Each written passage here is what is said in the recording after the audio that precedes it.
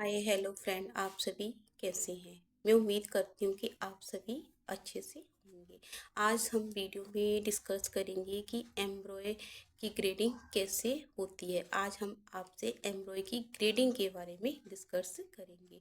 उससे पहले मैं आपको बताना चाहती हूँ कि जो मेरी वीडियो को पहली बार देख रहे हैं, मैं उन्हें बता रही हूँ कि मैंने जो है 3 बार अपना आईवीएफ कराया, जिससे मुझे जो है तीसरी साइकिल में सफलता मिली।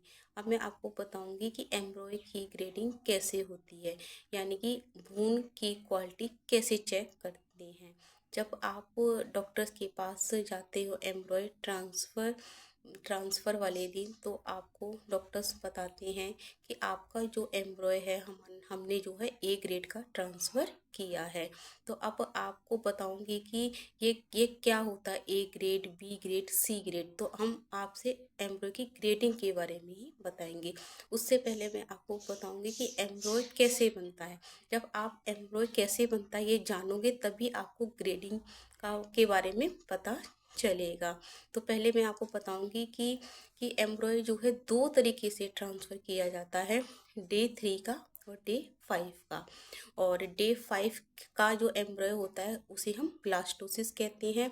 अधिकतर डॉक्टर जो है डे 5 का ही एम्ब्रॉय ट्रांसफ़र करते हैं, क्योंकि इसकी रेट जो है काफ़ी अच्छी होती है डे 5 यानी कि ब्लास्टोसिस की। और मैं बताऊंगी कि एम्ब्रॉय अब कैसे बनता है।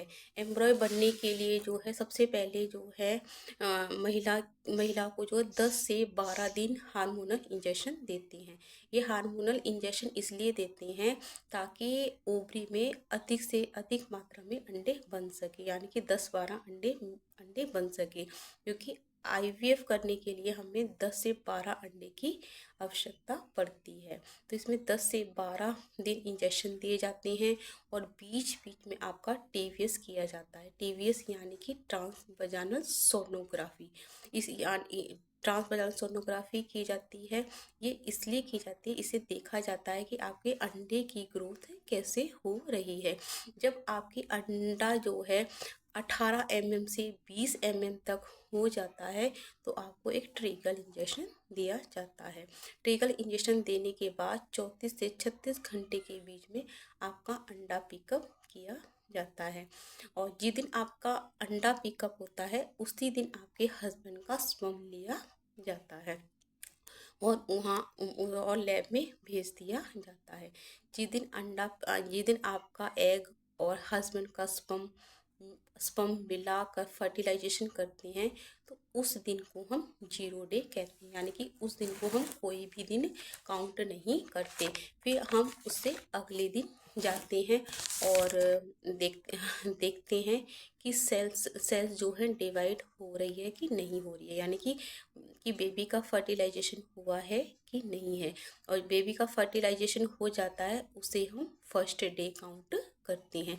फिर सेकंड डे पर हम जाते हैं कि जो हमारी जो सेल्स है वो डिवाइड हो रही है कि नहीं हो रही है, यानी कि एक सेल से 2 सेल्स, 2 सेल से 4 सेल्स बन रही है कि नहीं बन रही है, ये हम देखते हैं। और थर्ड डे पर भी हम चेक करते हैं कि हमारी जो सेल्स की जो है ग्रोथ हो रही है कि नहीं हो रही है, सेम साइज में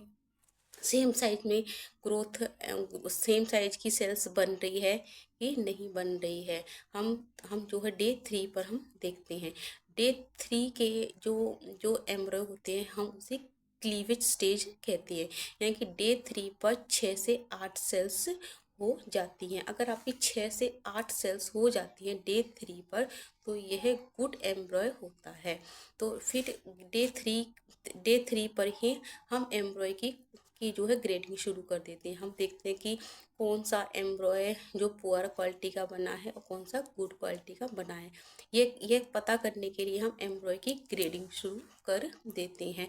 जो सेल्स जो है सेम साइज में बढ़ रही है, सेम साइज में ग्रोथ कर रही है, यानी कि 1 से 2, 2 से 4 और 6 से 8 ऐसे सेम साइज में ग्रोथ कर रही है, तो उनको हम ए ग्रेड के एम्ब्रॉय का नाम दे देते, यानी कि ये एक ए क्वालिटी का एम्ब्रॉय बना है, जिसमें जो है हमारी 1-2 सेल्स जो अनइक्वल है, यानी कि सेम साइज की ग्रोथ नहीं कर रही है, उसे हम बी ग्रेड बी ग्रेड में रख देते हैं। और सी ग्रेड में जो होती है सेल्स जो है अनइक्वल होती है, यानी कि काफ़ी सेल्स जो है अनइक्वल होती है, तो उन्हें सेम साइज में नहीं बढ़ रही होती है, सेम सेम ग्रोथ नहीं कर रही होती है, उनका साइज जो सेम नहीं होता, तो उसको हम ग्रेड सी कहते हैं, मतलब ग्रेड सी में हम उसे रख देते हैं। ग्रेड सी का मतलब ये नहीं है कि आपको इसमें आईवीएफ में सफलता नहीं मिलेगी। ग्रेड सी के एम्ब्रॉय की जो सफलता दर जो है कम हो जाती है। आई होप, मुझे उम्मीद है कि आपने मेरी वीडियो में जाना कि एम्ब्रॉय की ग्रेडिंग कैसे होती है। आपके मन में और भी कोई क्वेश्चन है आईवीएफ के बारे में, तो आप कमेंट सेक्शन में ज़रूर पूछिए, मैं आपके आंसर देने की शीघ्र कोशिश करूँगी। अब मैं आपसे नेक्स्ट वीडियो में मिलती हूँ।